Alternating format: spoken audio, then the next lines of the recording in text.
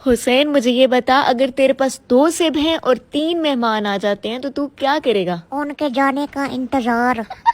बेवकूफ, मेहमान रहमत होते हैं। पहले रहमत होते थे, अब रहमत होते हैं।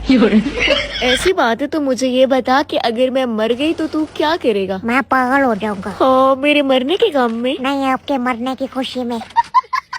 इंतहा का बदतमीज इंसान है, एक भी किल नहीं करने दूंगी अब तुझे मैं। प्लीज आप ये किल दे दो, मैं आपके आगे हाथ जोड़ता हूँ। हाथ जोड़ने की बजाय अगर तूने इतने पैसे जोड़े होते ना तो कोई आज अच्छा सा मुंह लगवा के घूमता। अपना मुंह देखा है, घर की BMW लगती हो। BMW मतलब? बर्तन मांजने वाली। तो जिस इंसान को ना ठुड्डे पड़ने चाहिए। बहुत पड़े हैं कल रात को। है किससे? शबाना के साथ देख के कुछ लड़कों ने मुझे लम्मा पाया है। उसके बाद मुझे हॉस्पिटल में होश आया है। नर्सें तालियां बजा कर बोली, पहाड़ों फूल बरसाओ। शायद शबाना के भाइयों से अपनी तशरीफ सजुआ कर आया है।